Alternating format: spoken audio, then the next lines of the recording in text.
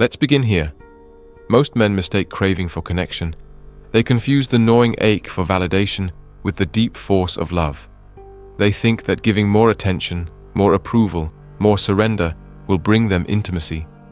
But every time you do this, you reinforce her position as judge, as ruler, as dispenser of worth. Nietzsche warned that the herd mentality kills the soul. And what is the modern dating game if not herd logic? Every man competing to be more agreeable, more pleasing, more safe than the next, until they've erased every trace of danger, mystery, and command. And then they wonder why she feels nothing. Understand this: women do not despise your strength. They despise the absence of it. They do not leave because you're too bold. They leave because you're too predictable. Weakness with women is not being poor, not being short, not being shy. It's being spiritually neutered. It's being the man who won't walk away. It's being the man who fears rejection more than he fears living half a life. Nietzsche once wrote, "The secret for harvesting from existence the greatest fruitfulness and the greatest enjoyment is to live dangerously." Apply this, and you'll see why your relationships collapse. You've been living safely, waiting for permission, and calling that love. But look closer at your own patterns. When she withdraws, do you panic? When she tests you, do you crumble? When she disrespects you, do you justify her behavior instead of correcting it? That trembling, that hesitation, that need to be forgiven before you've even acted, that is your weakness. And it is not harmless. It drains your energy. It warps your confidence. It poisons your body with anxiety. Weakness with women is not just an emotional flaw. It's a slow death of the masculine spirit. And Nietzsche's philosophy is the cure, not because it's soft, but because it is merciless. He never intended his words for those who wanted comfort. He wrote for the rare ones willing to stare into the abyss of truth. And the abyss here is this: most women do not even respect the men they date because those men never respected themselves. They folded at the first sign of resistance. They begged for understanding. They surrendered their fire just to keep the peace. And what is the result? Contempt. Quiet contempt that grows until she can't even look at you without disgust. You thought kindness would buy devotion. It bought only boredom. So here's the first hammer strike. Weakness with women begins when you treat her opinion as higher than your own instinct, when her disapproval paralyzes you, when her mood dictates your day, when her silence feels like a sentence instead of an opportunity for you to stand firm. Nietzsche said, "You have your way. I have my way. As for the right way, the correct way, it does not exist." Do you see the liberation in that? If there is no right way, then why are you bending yourself into shapes just to fit her expectations? Your path is yours, and if she respects it, she stays. If she doesn't, she goes. But you never break yourself for her comfort. And this is where the true reversal begins. You've been trained to believe that strength scares women away.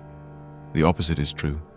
Strength awakens their deepest obsession, but not strength in the cartoonish sense, shouting, posturing, demanding. Strength in the Nietzschean sense, the man who needs nothing, who walks alone if necessary, who doesn't tremble in solitude, who carries within him a flame that no feminine approval can ignite or extinguish. That man becomes magnetic, not because he tries, but because he doesn't. He lives, he moves, he chooses, and every woman feels it in her core. This man is dangerous because he is free. Think about it. How many times have you swallowed your truth just to keep her comfortable? You felt the sting of disrespect, but you laughed it off. You noticed the shift in her eyes, but you ignored it. You wanted to speak with authority, but you softened your tone so she wouldn't think you were harsh. Every one of those moments carved a small wound into your self-respect. They pile up until you've built an entire identity on hesitation. Nietzsche would call that decadence, the slow rotting of strength beneath layers of compromise. And when rot sets in, the structure collapses. That is why she stops respecting you. Not suddenly, but gradually, as your spine dissolves into dust. Let me give you a brutal truth. A woman cannot truly admire a man she can move at will. She cannot honor a man whose choices bend at her slightest frown.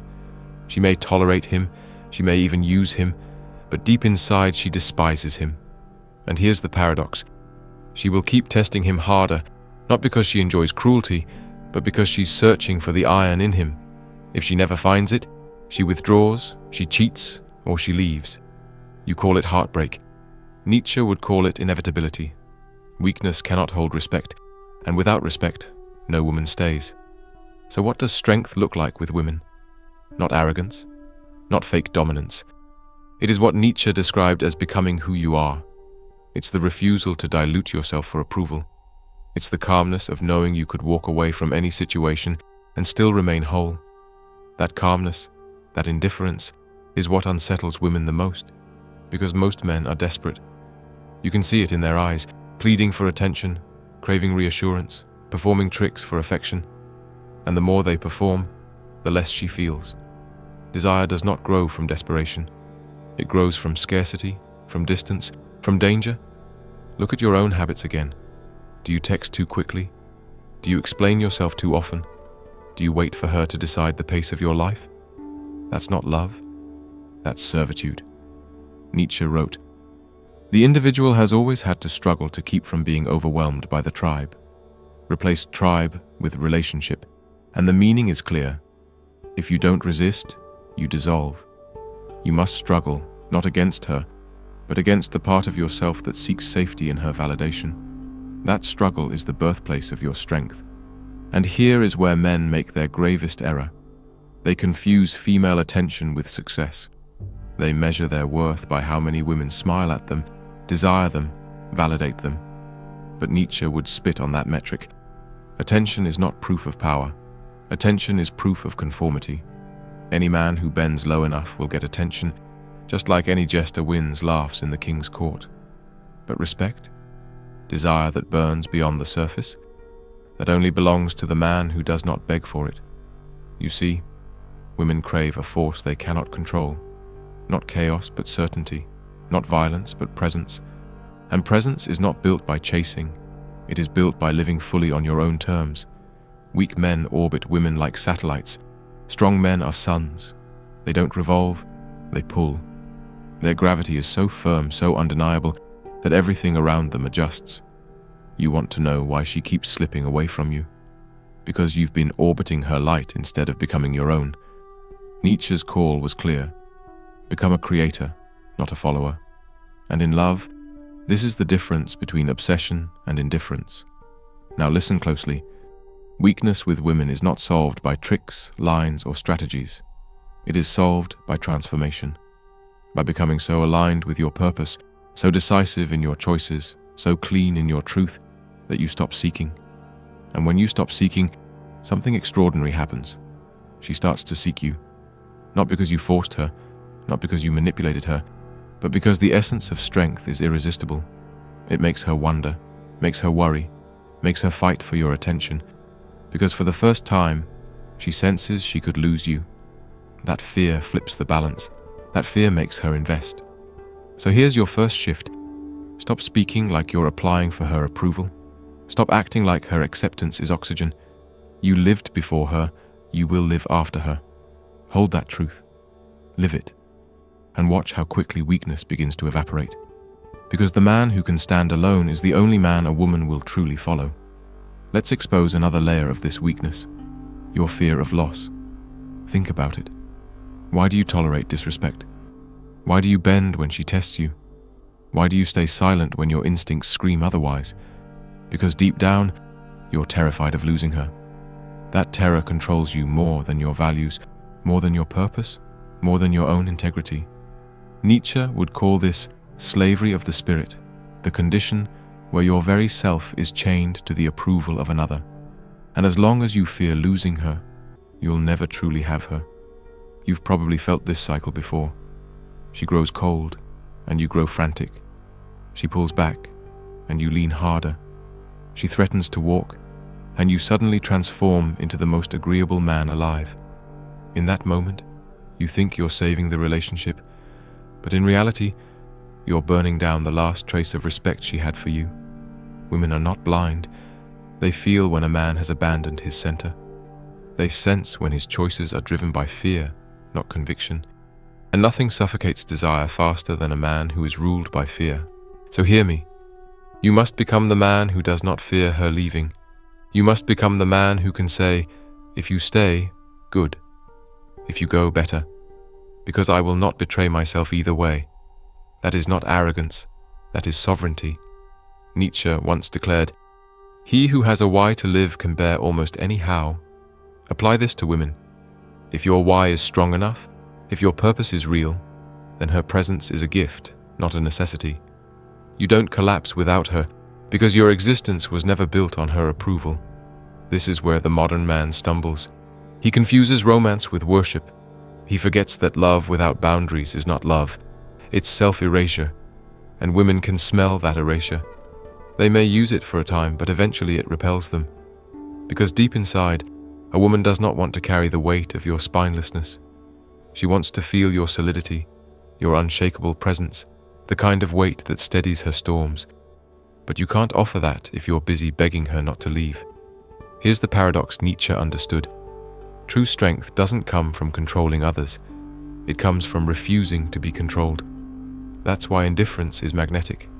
Not cold cruelty, not bitterness, but indifference rooted in abundance. When you know that your worth doesn't depend on her opinion, you speak differently. You move differently. You don't chase, you don't explain. You don't adjust your soul for the sake of comfort. You stand. And because so few men can stand, the one who does becomes unforgettable. Let's talk about her tests for a moment. Many men hate them. They complain that women are manipulative, that they play games, that they create unnecessary conflict. But those tests are not random. They are her unconscious attempt to touch the edges of your strength. She wants to feel the steel, not the softness. She wants to know if you'll break when she applies pressure. Most men do. They fold, they argue, they whine. But the rare man, the Nietzschean man, smiles through the test. He doesn't collapse, he doesn't chase, he doesn't retaliate with rage, he simply holds. And in that holding, she feels something deeper than love. She feels safety and danger at once. That is obsession. Now let's cut even sharper. Weakness with women shows in the smallest things, in how quickly you reply to her texts, in how you justify her disrespect instead of correcting it, in how you rearrange your plans for her without hesitation. Every time you do this, you are teaching her that you will betray yourself for her convenience. And once that lesson is learned, there is no return. Respect dies, and once respect dies, attraction follows. So here's your new creed. Never betray yourself for the hope of keeping her. If you lose her by being authentic, you lost nothing. If you keep her by being false, you've already lost everything. Nietzsche despised conformity. He warned that the greatest danger is not the enemy outside, but the coward inside who whispers, "Play it safe." That coward is why you're weak with women, and that coward must die if you ever hope to stand as a man. Now let's confront the most dangerous illusion men carry with women, the belief that pleasing her will protect you, that if you anticipate her needs, silence your instincts, soften your edges, she will reward you with loyalty. This is a lie, a fatal lie. Nietzsche would call it self-betrayal disguised as kindness. Because every time you deny your own will to maintain harmony, you are not preserving love, you are strangling it. A woman may enjoy your sacrifices for a moment, but over time she will resent you for them. Why? Because no woman wants to hold the crown of a king who handed it to her out of fear. Think of how many men collapse into this trap. They abandon their friends, their passions, their ambitions, all for the illusion of stability with her. They believe that giving everything will make her stay. But giving everything only proves you had nothing worth guarding. Nietzsche wrote, "No price is too high to pay for the privilege of owning yourself." That is the foundation of true attraction. You must own yourself first. If you do not, she owns you. And when she owns you, she cannot desire you. Because desire requires polarity, not submission. This is why women test. It is not cruelty, it is instinct. She tests to see if you are still a man or if you've become her echo. She provokes not to destroy you, but to feel your boundaries, to feel the edges of your strength. And every time you fold, you erase yourself in her eyes. Every time you surrender your truth to avoid conflict, you confirm her suspicion that you are ordinary. And ordinary men bore women to death. Nietzsche saw this in society at large. He called it the herd, everyone blending into obedience, too afraid to stand apart. Most men treat relationships the same way. They blend, they conform, they erase themselves, and then they wonder why she longs for someone else. Let's be brutally clear. She doesn't want your endless compliance. She doesn't want your constant yes. She doesn't want a man who rearranges his soul just to keep her happy. She wants a man who can make her uncertain, a man who can say no and mean it, a man who doesn't tremble when she threatens distance, a man who, even in the heat of conflict, remains unshaken. That man awakens something ancient in her, the recognition of danger wrapped in discipline, fire wrapped in calmness. That man is rare, and because he is rare, he is unforgettable. Now reflect. What have you given up in the name of keeping peace? How many silences have you endured that burned your chest? How many apologies have you offered just to calm her mood? How many times have you betrayed your own values because you thought it would keep her close? Those moments are not harmless. They are slow poison. They corrode your confidence until you can't even recognize yourself in the mirror. Nietzsche called this the self turned against itself. You became your own saboteur, and women can smell it instantly. And here lies the true paradox of power with women. The less you need her, the more she needs you. The more you insist on your path, the more she feels pulled into your orbit. The more indifferent you are to her storms, the more she invests in calming them. Weak men think devotion is earned by submission. Strong men know devotion is given to those who cannot be moved. Nietzsche would call this will to power, the force of becoming who you are without apology. That will is magnetic. It is what makes her curious, restless, even obsessed, because she senses she cannot tame you. So let's carve this into your bones. Never hand over your edge for comfort. Never trade your boundaries for peace. Never let your fear of losing her outweigh your fear of losing yourself. Because once you lose yourself, she has already left you, whether she walks out the door or not. Women may smile at your submission, but they only respect your strength. And if you want respect that lasts, you must be willing to stand alone. Nietzsche said it plainly. The man who cannot command himself will always be commanded. And in love, that command is invisible chains you put around your own neck. Break them, or stay weak. There is another root of weakness with women you must face, the addiction to reassurance. You look for constant signals that you are loved, wanted, admired. You wait for her texts, her compliments, her gestures, and when they don't come, you collapse into doubt. This cycle turns you into a beggar of affection. Nietzsche would see this as dependence of the lowest kind, the dependence of the spirit. Because a man who cannot hold his certainty without applause is already enslaved. Ask yourself this: why do you need her to tell you you're enough? Why do you wait for her nod before you trust your worth? That is not romance. It is cowardice. A woman does not fall for the man who clings to her validation. She falls for the man who validates himself so completely that her praise is a luxury, not a necessity. And here lies the paradox. When you stop asking for her reassurance, you'll receive it tenfold. Not because you begged, but because she senses you would thrive without it.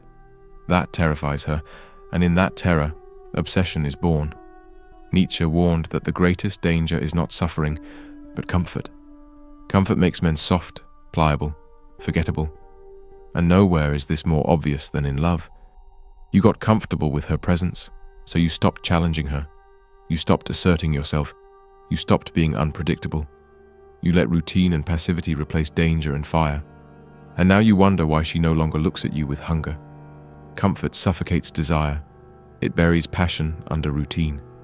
If you want her respect, you must never allow yourself to decay into comfort. This doesn't mean chaos. It means presence. It means waking up every day as if nothing is guaranteed. Not her loyalty, not her body, not her admiration. Nietzsche spoke of eternal recurrence, the idea of living every day as if you would repeat it forever. Imagine living your relationships this way, every action sharp, intentional, worthy of repeating eternally. Would you still be begging, apologizing, shrinking? Or would you carry yourself with the authority of a man who knows each moment defines eternity? That mindset alone separates you from 99% of men. Let's break another illusion. You've been taught that women want safety. It's a half-truth. Yes, they want safety from chaos, but they do not want safety from tension. They do not want a man who makes everything easy. They want the weight of your presence, the tension of your silence, the gravity of your standards. Weakness is removing all tension just to keep her calm. Strength is holding that tension and making her rise to it. Nietzsche called this the path of the overman, the one who creates values rather than obeying them. In love, this means you set the terms, not cruelly, not selfishly, but with the clarity that she is welcome to join you, never to control you. And this is the lesson most men never learn. Women respect the man who makes them adapt. They lose interest in the man who adapts to them. Look at your own history. The times you were most magnetic to her were not when you tried hardest, but when you were most unbending. When you chose your path regardless of her opinion, she leaned in. When you spoke with finality, she softened. When you didn't chase, she chased harder. Why?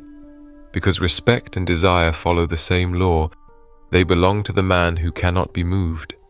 So burn this into your mind. If you want her obsession, you must first earn your own. You must be obsessed with your values, your vision, your becoming. And if she fits into that orbit, good. If she doesn't, even better, because you've proven that you are not weak enough to settle for being half a man. Nietzsche once said, "Become hard," and he didn't mean cruel, he meant unbreakable, hard enough to resist her moods, her storms, her doubts, hard enough to be steel in a world of clay. That is what makes you unforgettable. Now we arrive at the heart of it. Weakness with women is not about women at all. It is about you. It is about the fracture between who you are and who you pretend to be. Every time you hide your standards, every time you bend your truth, every time you kneel before her moods, you widen that fracture.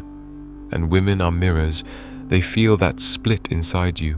And once they feel it, they cannot unsee it. That is why they lose respect. That is why they leave. It was never about them. It was always about you abandoning yourself. Nietzsche warned against this self-betrayal. He despised the man who surrendered his will to fit into the herd. And in love, the herd man is everywhere. He is the one who parrots clichés, who repeats soft scripts, who lets fear of rejection carve out his backbone. He thinks he is playing safe. In truth, he is dying slowly. But the man who chooses danger, the man who refuses to dilute himself, he alone commands respect. That man does not chase women.